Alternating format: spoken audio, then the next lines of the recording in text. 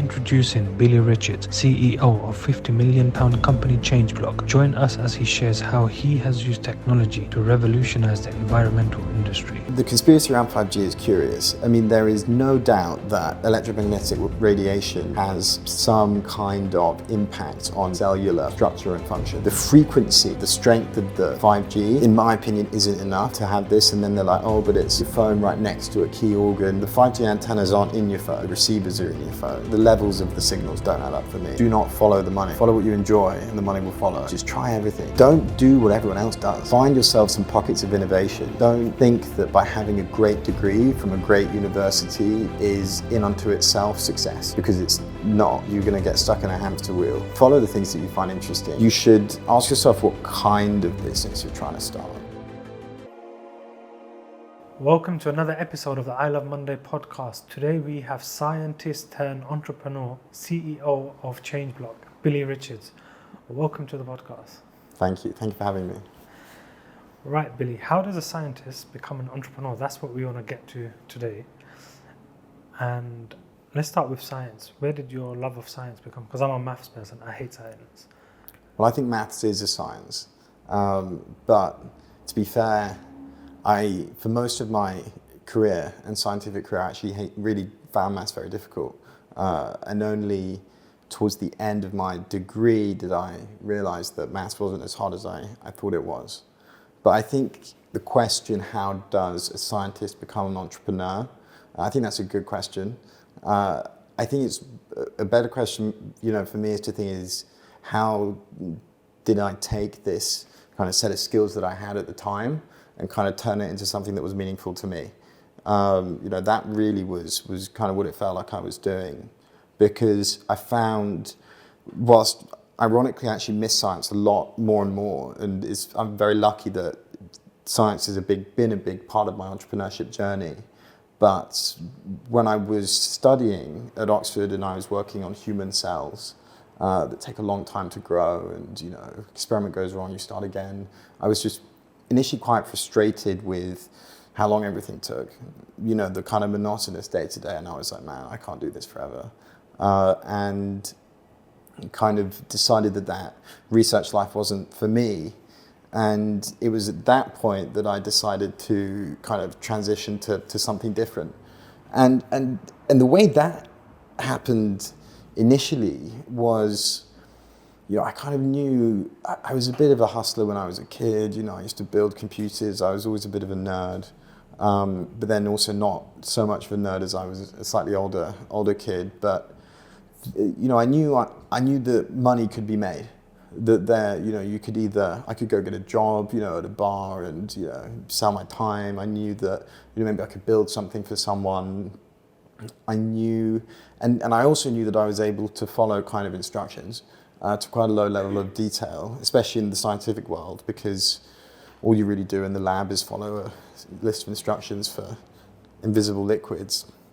And I kind of took these skills, I guess, and these abilities, and asked myself, well, what is, and in fact, this came from a friend of mine, because I remember I was sat at lunch when I was a student, being like, how do I get out of this? And my friend Lily was like, Billy, stop trying to get out of it. Find something that you are passionate about, something that you're interested in, and something you think you could actually change, and apply your skills there. And it was when I realized that was a far nobler aim, that I realized that you could twist reality a little bit around your goal set. And then for the first company, it was all about making research easier. I was like, right, well, this thing annoys me. The fact that there are hundreds of new papers on biochemistry released a month. I've got to stay up to date on them all. Not possible. Hey, look, I've got these skills. My best friend's amazing at large language models.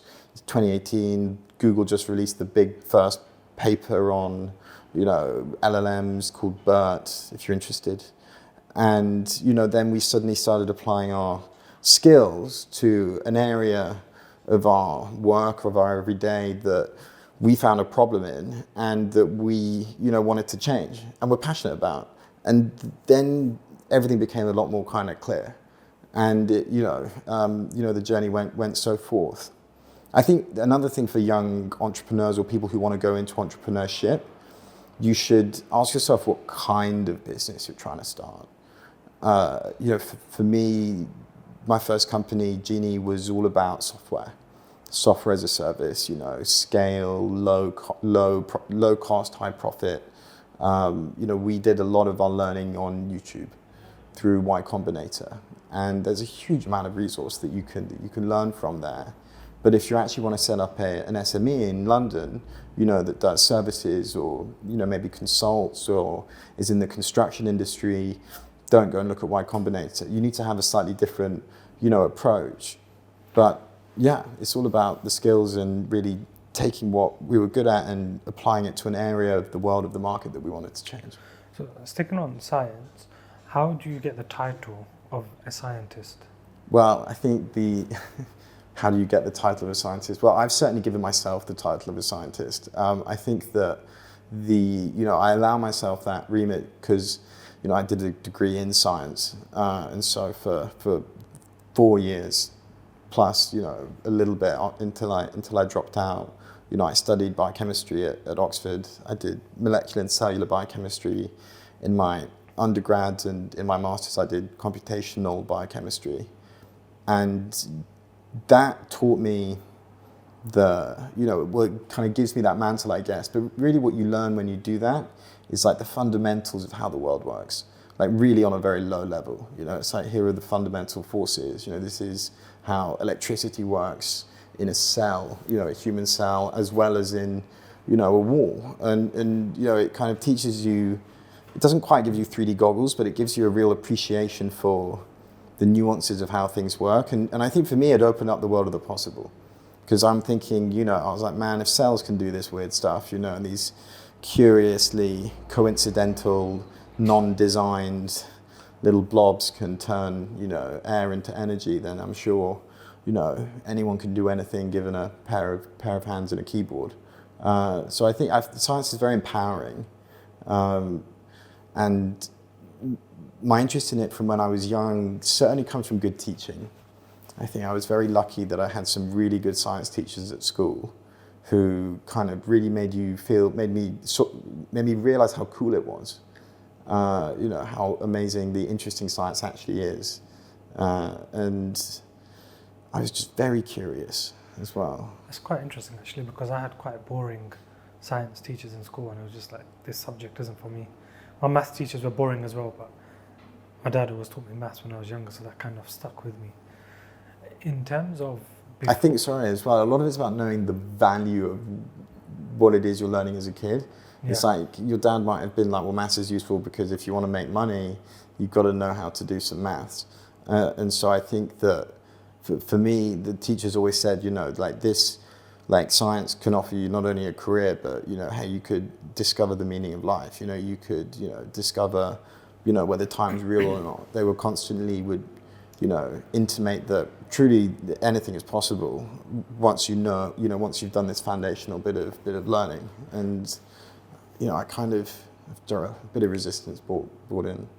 So before you started university, what was your career goals? What did you want to become?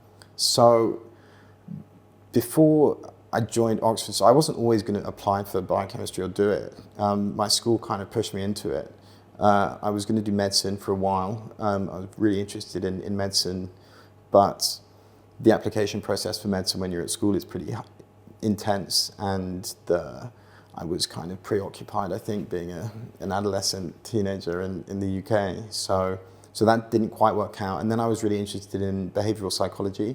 It's like a huge, still now, area of interest for me. How the brain works. Why we do the things we do, why we make the decisions we make, that kind of the interplay between what we can articulate and what we can feel. I find that very interesting, and I was advised, I think rightly, by my teacher at the time, Dr. Pearson, that I find that frustrating because it's quite a young science. Like, we really are, stabbing in the dark and looking at black and white images on a chalkboard.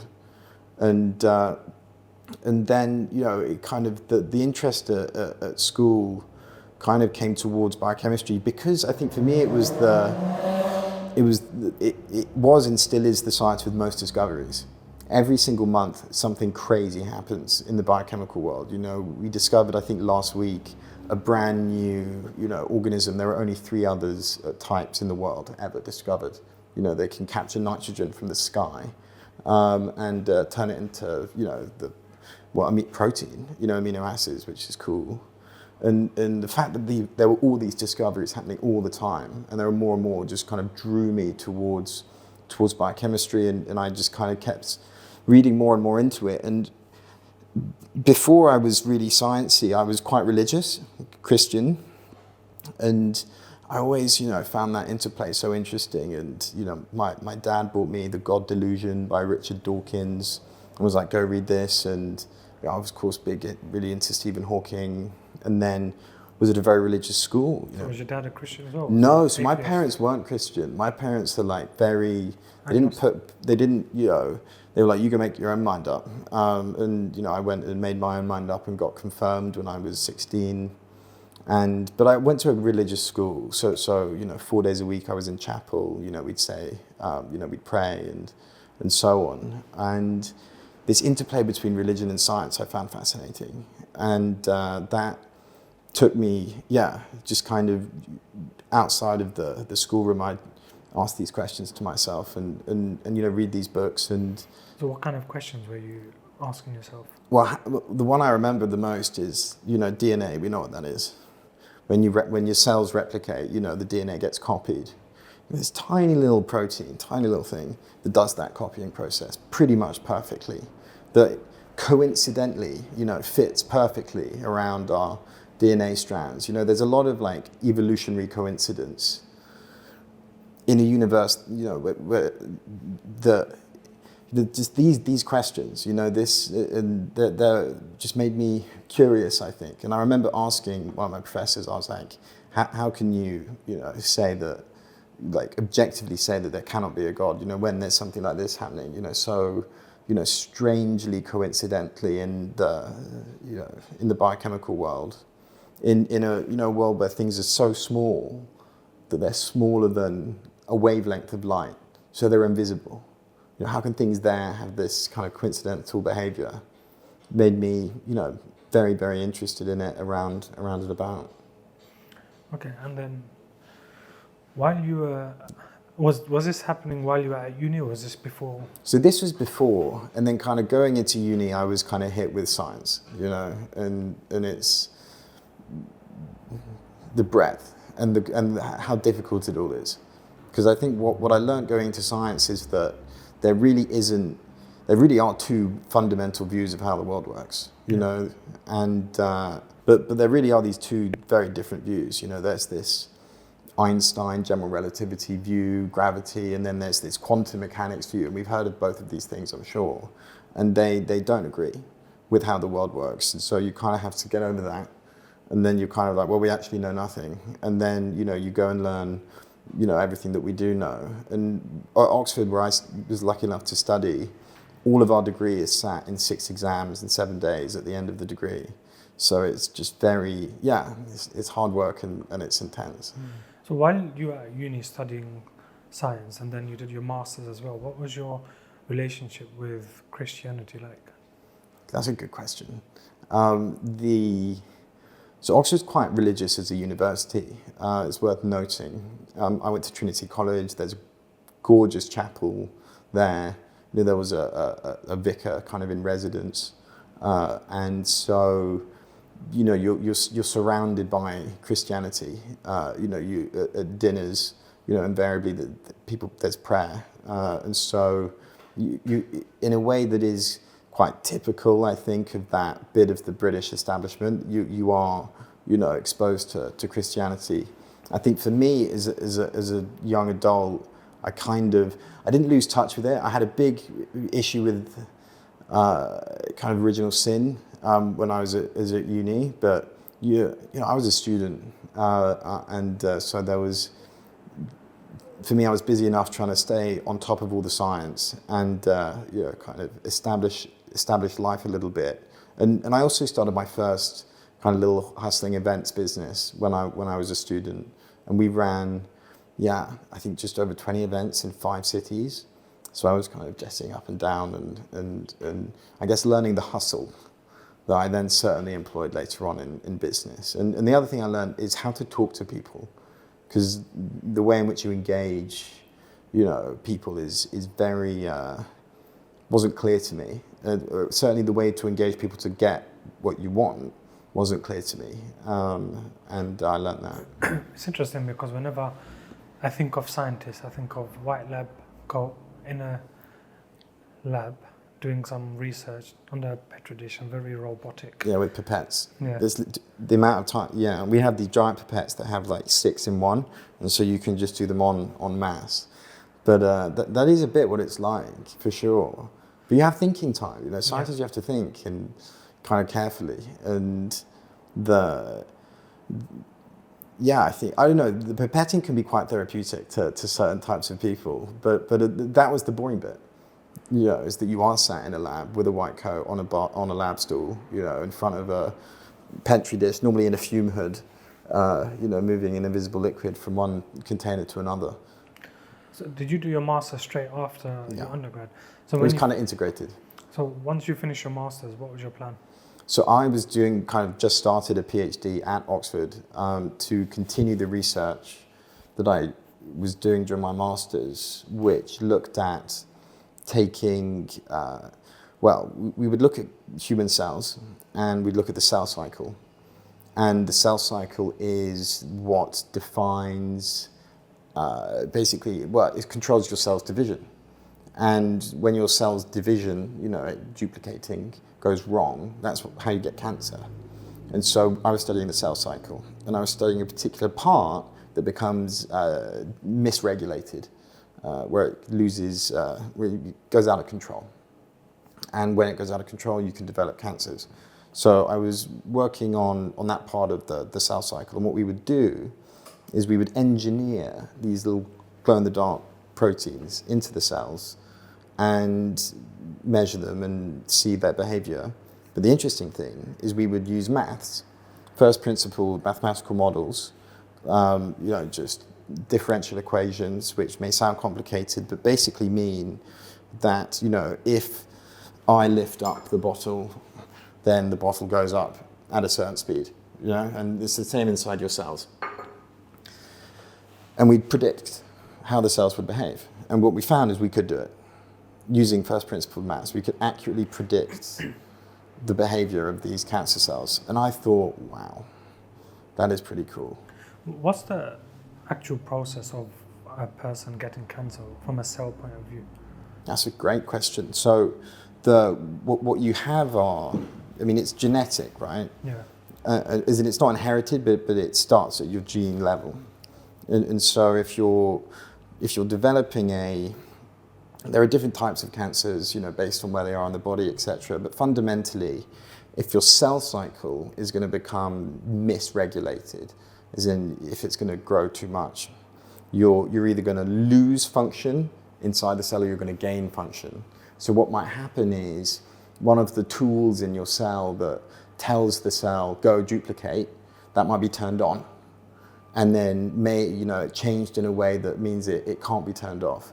And literally, maybe it could be a carcinogen, like a little chemical from cigarette smoke, could go into your lungs, waft through, bind to the DNA in that cell, and turn on that, tool to make that cell duplicate, and that's it. That's what happens. Or you could have a tool inside the cell that stops it from replicating, and the same thing could happen to that, except it turns it off.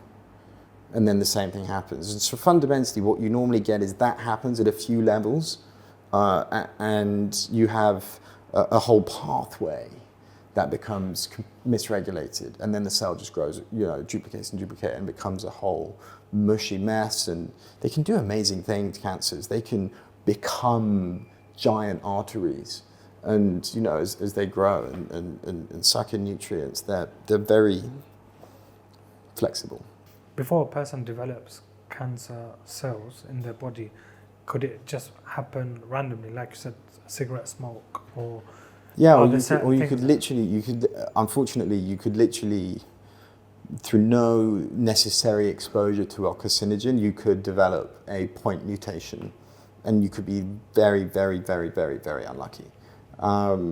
We've got about 20,000 active genes in your cells.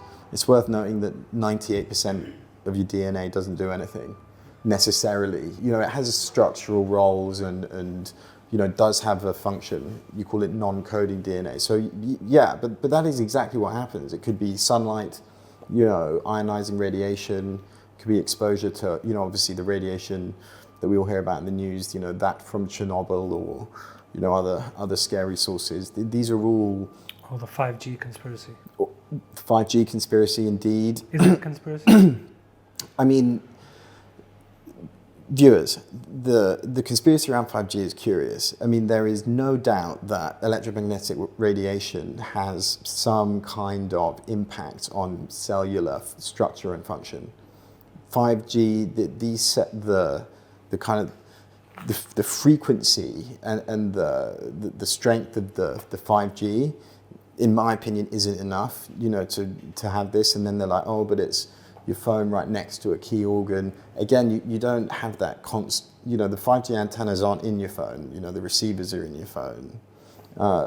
If the Earth's magnetic field was 5G and that suddenly got turned on, maybe then, we could look at it causing, cancer or other terrible things, but the levels of the signals don't add up for me.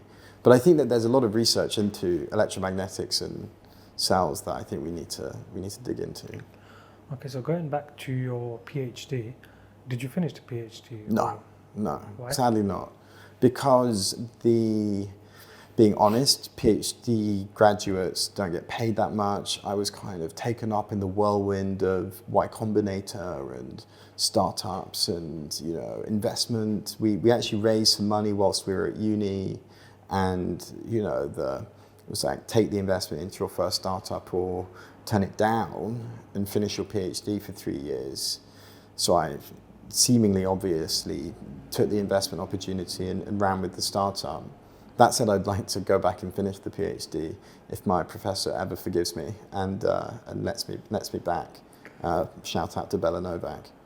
So when you finished, or when you left doing the PhD, what was your next step in life? So I kind of I left Oxford straight into my first company. So because it was based on research and making research literature easy to read and understand, and it was a bit like a ChatGPT, but in 2019, I fell straight into that. Genie. Yeah, Genie, and then that was just that was a pretty crazy experience. That was the first time I ever launched a retail product, software based, and that is a hell of an experience. Okay, so what did the software do? So what you could do is you could basically upload PDFs. So if you're a student, you have all of your lecture notes. You might have 20 PDFs from one lecture course, plus all of the notes you typed, plus a load of websites. And you could upload all of that information, and you could ask it holistically a question. When did Henry VII die? And it would find you all the bits in all of these documents where it spoke about the death of Henry VII. And so you then, the time it would take you to, access and recall key information and then reference it was reduced. The idea is like, instead of essay writing taking 2 weeks, you could do all of your, day one research on Monday, or your day two research on Tuesday, write the thing on Wednesday. So what gave you that idea? Was it having all them 1,000? It was exactly that. Our professor was like, you need to stay up to date on all of the literature as it is published, right? As it comes out, to be the best scientist in the world. And I looked this up, and there were hundreds of new papers being released every month, and I was like, this is not possible. So how could I make it possible? And it was like, what can I do? It was about, I guess, taking, for me, this amazing cutting edge innovation, these large language models that I just thought was so cool at the time. And I've always been a bit obsessed with AI. How do I use them to, as I said, make my life a bit easier? And being candid as well, at the time, in terms of businesses, me and my co-founder of Genie were looking at a genetics business based more on our research, literally, that we were doing at uni. But we realized that the barriers to entry for something like genetics as a very, very young 20-something was just mad. We would need to finish our PhDs and we would need to go and do this. And so we decided, let's work in a market where we can make a difference at our age, which is about selling to a customer that is, similar to you, Who was your customer? Students? So we sold it to students, groups with learning disabilities were a particular big win, which was quite interesting. But no, primarily students, academics, prosumers. So anyone who consumes a lot of data on their day-to-day. So it could be financial analysts, it could be, we picked up a lot of individuals who would, use it representing themselves, but normally they'd work for a bigger company. And so they'd kind of have to process quite a lot of info. So you were pretty much fresh out of uni. Completely fresh. Why did you decide to create that software? Why didn't you get a job somewhere else? I did a lot of internships. So I did internships while I was at school. I did work experience in labs, obviously relating to science. I did an internship with a global intelligence and firm. I did a 3-month internship with Accenture. They didn't offer me the job. And I think these things taught me that, if I was going to go into traditional corporate employment, that I would find it quite hard. Because I was a bit of a maverick. I am a bit of a maverick still. And for me, the way in which you have to control your ambition in one of those roles, I found quite difficult. I call it boxed ambition. You've got to be like a Jamie Dimon, the CEO of Goldman Sachs. You've got to be ready to work your way up the rings, and then you take on being CEO of Goldman Sachs is unlike being CEO of a startup. And it's a totally different pathway. I think looking back, I should have done it because I think you pick up a set of skills that saves you a lot of pain and money and all things that I've suffered, and various people did give me that advice. But I found I was always able to do things. I was always a bit able to galvanize, and encourage a group of people to come together and do something. When I was at school, I did a lot of plays and would put on theatre and, help out with, making school movies and stuff like that with other students. And then again at uni, I ran the events, and was also quite, active elsewhere in the university community. And so for me, it was well, here are this area I'm really interested in. I've got these key skills. I've now realized that all I have to do is persuade someone to invest, and then I can have a go at making this vision a reality. And because of the way the world works, you can incorporate it under a limited liability company, and you don't take any risk. Did you require investment then for the software? Oh yeah. How did you get that first investment? The way I look at it is you're straight out of uni, you've got this idea. Why would someone say, how much did you have to raise? So I think the key thing is you should never ever take money off someone who can't afford to lose the money they give you. That makes life very difficult. And you should never, never invest your own money either. Why? Because, you always invest someone else's money because if you go bust, as it were, right? If you can't put food on the table for yourself and pay your own rent, then your company definitely is ending. So provided you've got enough money to keep yourself going, whatever it is will resume. I think with why, how did we get the investment and why you shouldn't invest your own money, I guess, just one more point. It makes the pressure and stress unreasonably high and makes your decision-making process worse because you become more emotional. When it's someone else's money, or whether it's money that's managed properly, through a board, etc., and whatnot, then the way you approach decision making is much less like, remember, like it's much more rational and logical. Also, if you invest your own money, you see it as your money. So, oh, it's my money.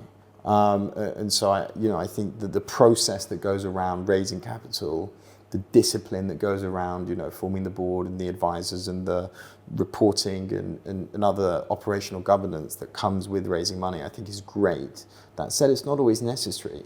If you have an opportunity that can bring revenue, you absolutely don't need to do it. And you shouldn't do it unnecessarily either.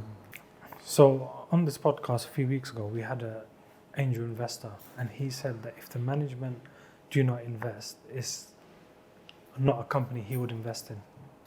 So what are your thoughts to that?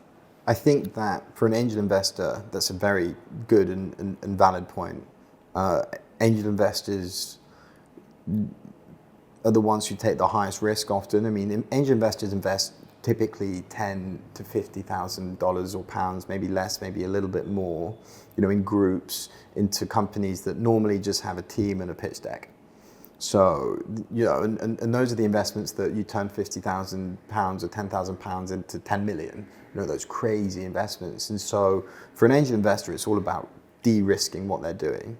And so whilst absolutely I don't think a founder should invest their entire livelihood into their business at risk of their own mental health, holding management, especially management who can afford it, to account by getting them to have some skin in the game. You invest, you own some shares, it incentivizes them. And it means that unit are all very much on the same page, because money talks in this world. My business is all about sustainability. And, Changeblock, we haven't spoken about it too much, but I'm not here to necessarily promote the Changeblock bandwagon. But, we're about mitigating global warming at its core through monetization and trading. And what I've learned through that journey is that if money makes the world go round, you've got to make money work for the world. And it's a very common language anywhere you go. So what set of skills did you have as a scientist coming out of uni that enabled you to develop this software and basically start this company, which is pretty much a language model? So I think that this is a good question. Business building has like two key components to it. In this day and age, you have innovation and then business building. Now, innovations are unique. Innovative thinking, there are frameworks for it. Elon Musk goes on about it. There's, Socratic reasoning, the very first principled thinking. And there are frameworks around innovation. The iPhone is an innovation. The Mac was an innovation. The electronic keyboard was an innovation. So there's innovation and the skills there. But then there are the skills in business building, which are reasonably consistent. You have your innovation, you have a target market, you deliver to that market, you scale your delivery, whether it's software or hardware. There's a consistent set of business processes that apply to any innovation if you want to grow it as a business. So there's kind of multiple skills across this basket. Now, as a scientist, and it's interesting you mentioned this because one of my colleagues is a former head of operations for wealth management at a major bank, and him and I talk about this. What are these core skills? What have you seen in the industry, the top performers, like going back, tracing back their history, what core skills do they have? And he saw it was all engineers. And the common ground there is that it's problem solving, and it is this first principled approach. An example of first principle thinking is a recipe or a meal. Okay, I give you an amazing, chicken dish, right? Maybe roast dinner. Okay, amazing. Now, a first principled thinker can take the Sunday roast, break it back to the core ingredients. The meat, the potatoes, the individual herbs, and then create something completely new. And that's the kind of the skill set that you learn as a scientist. It's that actually everything on this world is made up of either maths, numbers, or elements, the periodic table, that they all just kind of bolt on together in this way. And you translate that problem-solving mentality to the real world, and then you just have to learn how to commercialize things. And you know, it's the key is just proper practice and you know, just being very logical. So how did you commercialize Genie Tech? Were you just out there selling on campus, or were you on student? So I was a bit, obviously I worked in like this events thing, so I was, you know, I was used to spending my Wednesday evening going out and persuading 100 people to give me £10 for permission to enter a sweaty basement, which was always ironic in my view. So for me, promoting stuff like that was, I have no issue with sending out 300 Instagram messages or whatnot. I think the best way to promote an idea at an early stage is to try and get people to pay for it, because everyone's very nice to you, and if you give them something free, they'll try it and they'll give you feedback, but it's free. The moment someone's actually parting with their hard-earned cash, then they will tell you what's bloody wrong with it, okay? Yeah. Because I'm not spending £3 or 30 quid or 300 quid, you know, on something that's not quite right. And so we began distributing it by doing very, very cheap paid access. We're talking like 99p a month kind of thing. And you know, begin to kind of slowly scale it, you know, based on that feedback. But no, it was campus, it was, you know, obviously emails, Facebook marketing is quite powerful. It was because obviously it was retail, so it was a bit more straightforward than business marketing. And then you sold that company? So I left Genie. So Genie was formed with, so it was kind of an interesting story. So me and Genie was formed with me and the co-founder called Latch, who is an absolute legend. And Latch we're at school together. And Latch went to Cambridge and I went to Oxford, and you know, we're still in touch. Latch left Genie first, and then I left Genie, and we kind of sold it into and back to the other founders. There were 5 in total. That's another top tip. Never have 5 founders. Right. Too many ideas? Too many cooks spoil the broth a bit, I think. And we were all coming out of uni, like we were all very competent individuals. And so it was, you know, the leadership framework, you know, there was just, you know, too many ideas really, and lack of direction. And so that worked well. Latch went on to raise 60 million as a solo founder. He has an incredible story. And in cancer, in the cancer company that we mentioned earlier, the therapeutics business that we did in lieu of, we never did in lieu of Genie. And that was great. And what I then did almost at the same time, almost was doing at the same time, was setting up a genetics business. And we built a lab in a shipping container in Shepherd's Bush where we had PCR machines, and enter COVID. And a biochemist's bread and butter is PCR. You know, polymerase chain reaction is 101. And so having, you know, been reasonably well exposed to this practice for the previous 4 years of my life, setting up a PCR testing lab in a shipping container seemed like a genius idea. And so then entered this wild roller coaster of saliva-based COVID testing. We were the first company to do saliva COVID tests. Was that with the second company? Yeah, called Halo.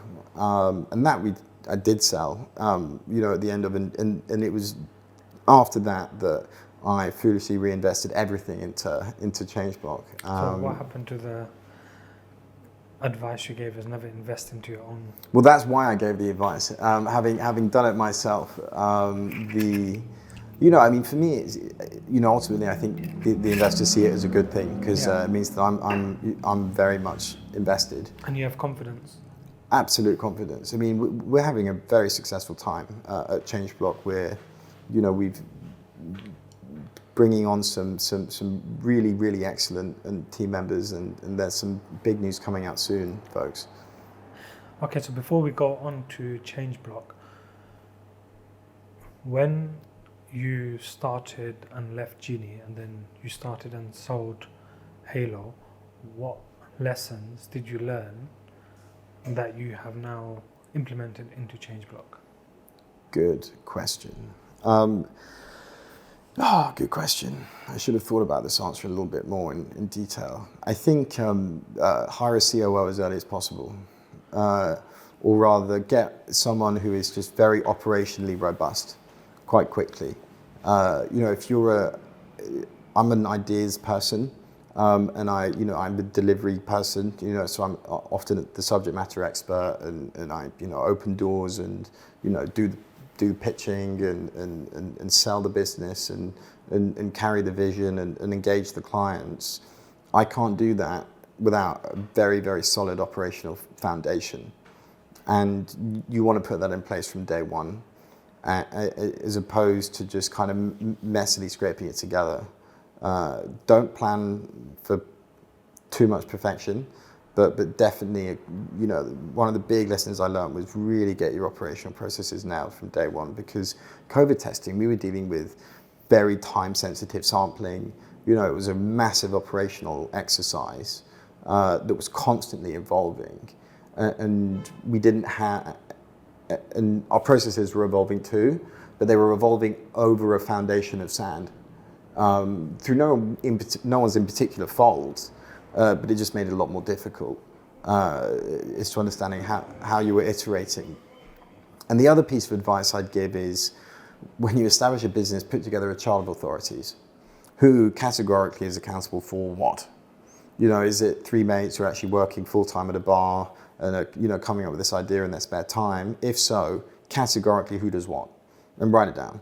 And so, from a very early point, there's no overlapping of concerns amongst those, chief executives, because you want to build trust in that core group from as early a point as possible. And yeah, I think the things I've always struggled with are companies have been quite top heavy. Lots of, executives or adults with good ideas, or in my case, because I've been quite young as a businessman, I'd find that executives or consultants would come in and, just try and make themselves useful. Will try and provide a lot of advice and then charge me a lot of money for their consulting work. And so the other thing I learned is, and this is something you kind of have to learn, is like, what is good advice? For me, it's my job really is to listen to everything, form an opinion, check with my team that this is the right opinion, bend reality a bit around that opinion, and then implement. And you can't also be the problem solver in the company and do that role. So I think it's appreciating these nuances of what is expected from a CEO. It has been, for me, the biggest learning, and that's enabled me to implement much better process earlier on. But I guess it kind of just goes against, the mantra, which is learn by doing, which is what you need to do, really. Okay, so Changeblock, what gave you the idea? So Changeblock wasn't my idea. The name's my idea, though. So Changeblock came to me through Oxford University, the Smith School for the Environment. It's a very reputable institution. And John Palmisano, who in 1977 managed the team at the US EPA, Environment Protection Agency, who created the first ever carbon credit. And he went on to basically be one of the grandfathers of the carbon market, creating these things, carbon credits, where you can link planet repair to something that you can sell. Okay, so for the layman, what's a carbon credit? Exactly that.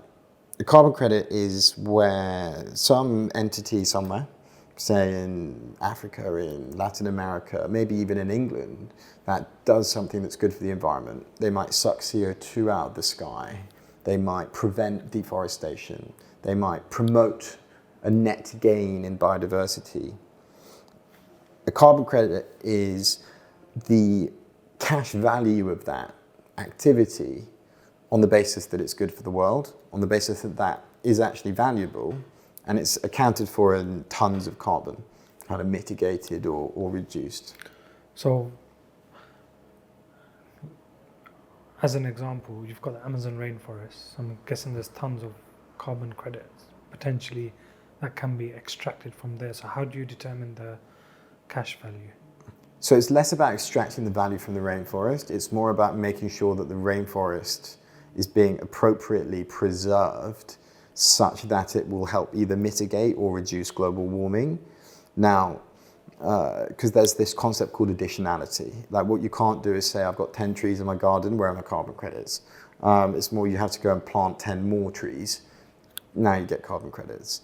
So I think but the way you evaluate it, you know, the trees is, and this is why the market's so complicated, because it's very, very varied.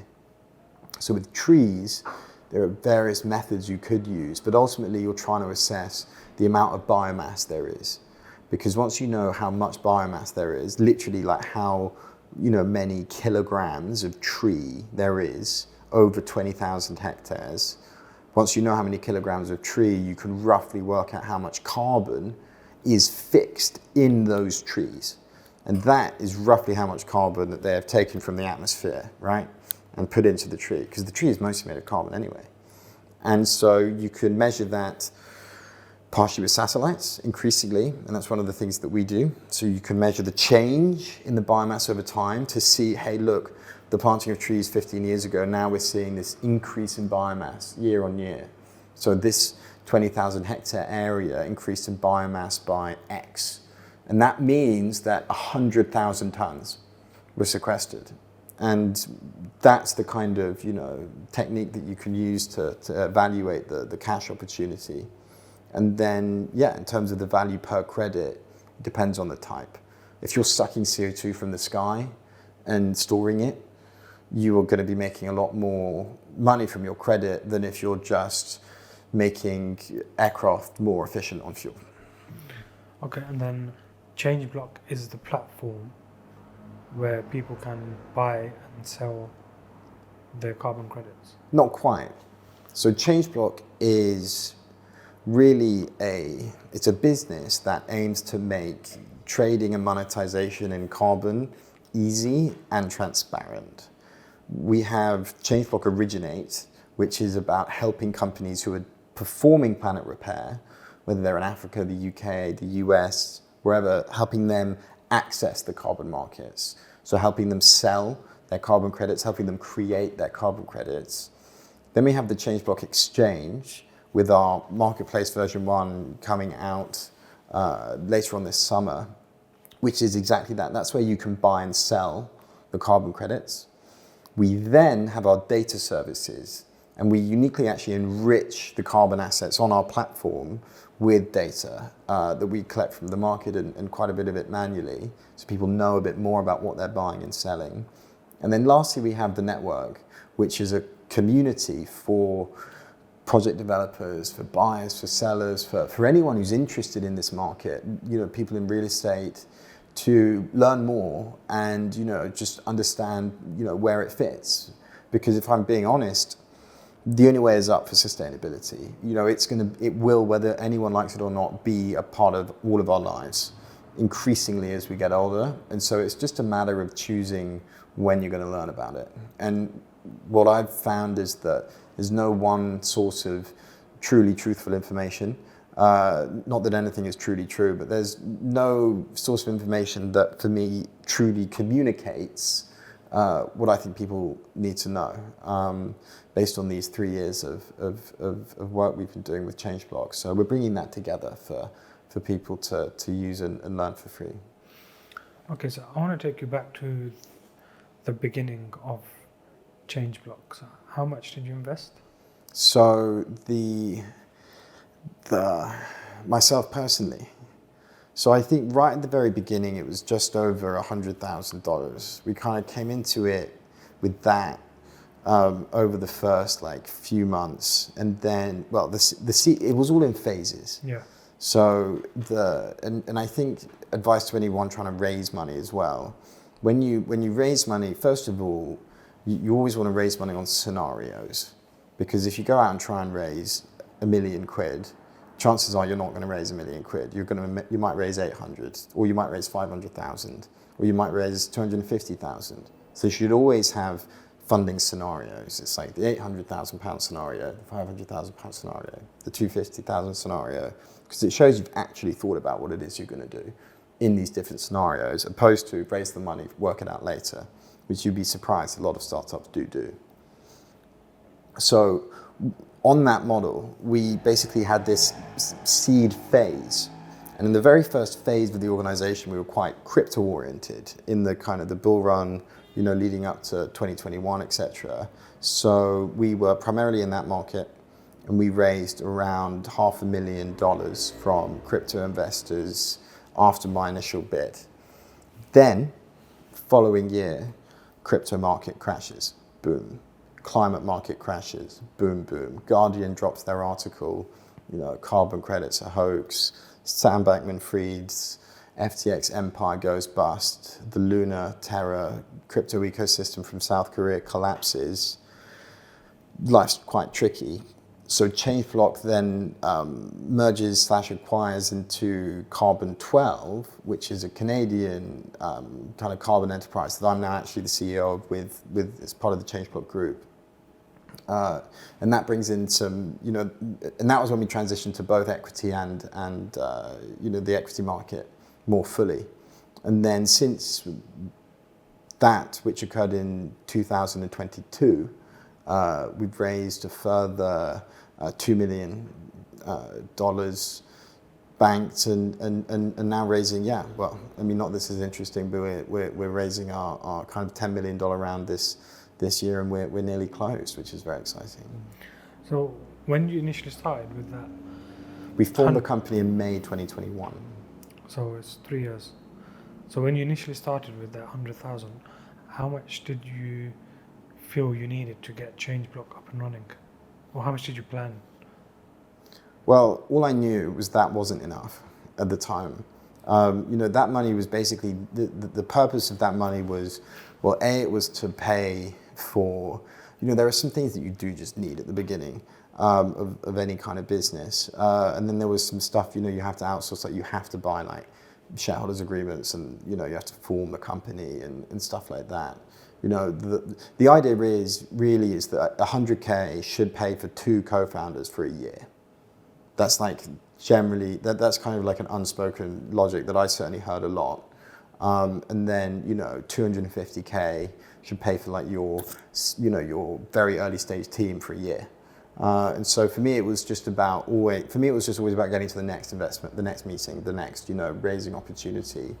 Because I've seen a lot of companies go bust on the basis that they go to investors, raise money, make a load of promises as to what they're going to achieve in the next year, don't quite hit it, don't raise more money, and they go bust. And I think investor dependence like that is high risk. So what was the first thing you did? Was it build a team, or was it more the back end side, the operation side? Working in carbon's been difficult because it's such a new market. And so like most companies, we've been learning by doing. So the first thing we did is built this kind of blockchain-based crypto platform that forms, a lot of it we still use, but just for, enhanced auditability and the fact that it's distributed ledger technology. First thing we did is build that. But then unfortunately the market dynamics flipped. So then that became less useful. What we did really then is that we actually pivoted to B2B. So then selling the services of helping companies come to the market at all. Because we built this thing thinking this would help solve the problem of no one's trading carbon, but then realized no one really understands the market. It's very hard to access in the first place. It's even hard for us to access, and we're in it. So we've actually we need to solve a slightly different set of problems. So we pivoted to that, and then we built up, some great case studies. We've helped a big company in a Commonwealth country, went on to raise 7 figures. I think they've raised over 5 million now.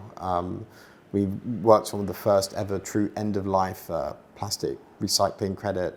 And so we started working on these really impressive planet repair projects to understand carbon credits.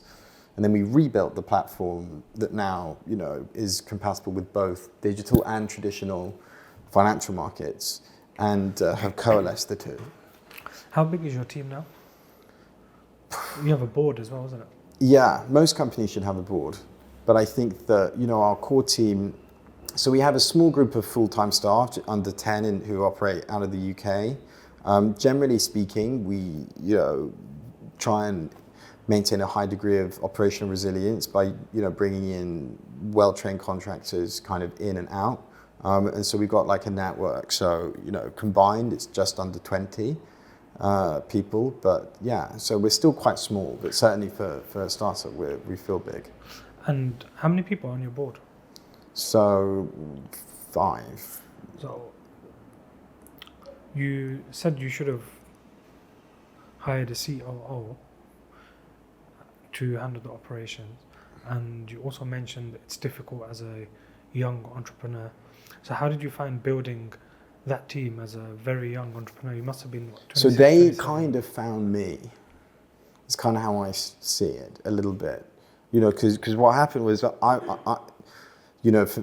as I moved through this entrepreneurial journey, I'm just like blind leading the blind a little bit. But I definitely know where I'm going, and I definitely know I've got a lot of energy, and tenacity is key. Obsession beats talent every time. Yeah. And what I found is that along the way, I met just individuals, potential advisors, whatnot, and the key is just making the phone call. You just got to ask people. People often don't ask, and truly, if you don't ask, you don't get. And then how do you find the right people for your board? How do you know they fit? It's tricky because you don't really know, do you? Yeah. We've had I've cycled through board members. I've worked with very difficult board members in the past. I've been through all of that. Unfortunately, it just sucks. The more vetting you can do, the better. I mean, ideally you'd find someone and bring them on just as an advisor, just for free a bit, get to know them and try and see. I mean, the best way to, you got to ask yourself what value are they going to add, and also it is tricky because not everyone wants to join a board because it means that they're taking on a bit of risk. So one of the first board members you normally get is your first investor because they do want some control, and they often help bring in other members, investors and so on. But for me, having the alumni network with Oxford really did help because I was able to go and plug that and reach out to people through there, and they were very helpful. And what's the role of the board for a startup? So is it different for different startups, or? Absolutely, it varies, but fundamentally it's all the same: control and oversight. What is the business doing? Where is the business going? What are the risks? Are the risks being managed appropriately? Ultimately the board holds legal responsibility for the activities of the company. The board holds responsibility for the health and safety of the employees. And so it's very important that all of the board members are kept up to date with what's going on so they can make appropriate decisions accordingly. There was that horrible incident, I think in England somewhere, where a wall fell down in a recycling plant and killed a worker. And it was the board of directors of that company who got put in prison because they were negligent on their responsibility. So the board is ultimately, the ones who are held accountable if something goes wrong. So they hold quite a lot of responsibility. When did you start monetizing Changeblock? Because obviously it's a gradual process. It doesn't start immediately. So we actually sold our very first credits in 2022, quite early on. But that was when we launched that retail product, and we realized that wasn't going to have massive legs straight away because sadly people just don't quite care enough yet. Now, interestingly, well, for me, going after revenue was always not, the obvious, movement. So we pivoted to B2B and took in our first business revenue in December 2022. So that was there. But that said, there are entire companies that don't see revenue for years, enlist and can be worth huge amounts of money. But that's not my approach, and not, I think there's something about getting cash in hand for the work that you're doing that is really valuable. And it also does, the case for raising money is so much easier when you're like, you put in this much money and this much money comes out. Yeah. And you have that story. What's your plans with Changeblock in the future? So, great question. pretend you're in a world where you can pick up your phone and take a photo of your recycling. You can, move, we spoke about Zambia a lot off camera today. You could go to Zambia and do preservation work down there. And you could just use your phone to say, record what you've done.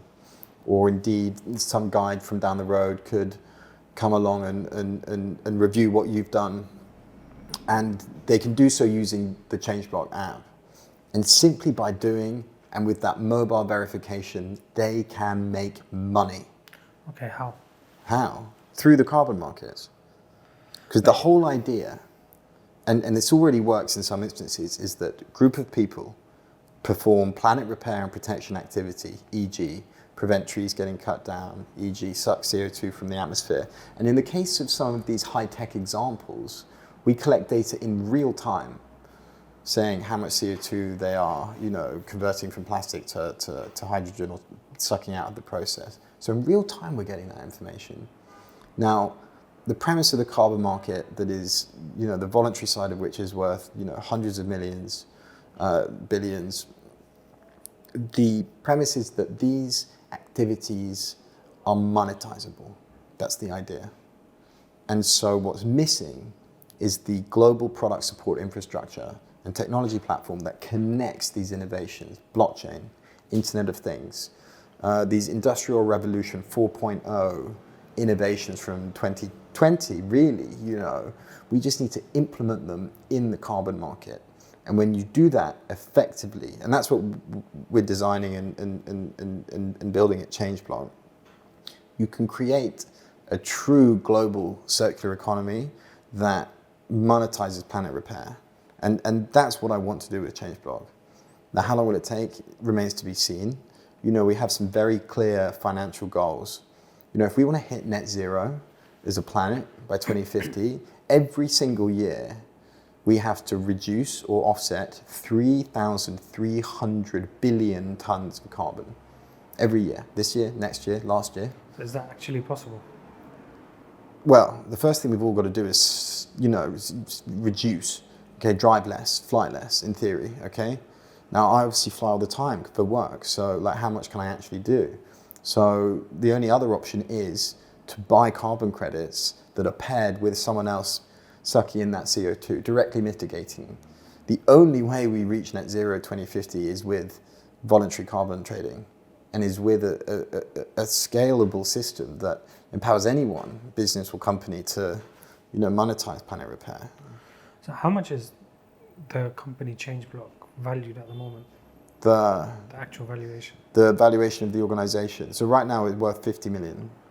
And then you want to exit this as well? That would be nice. And how long?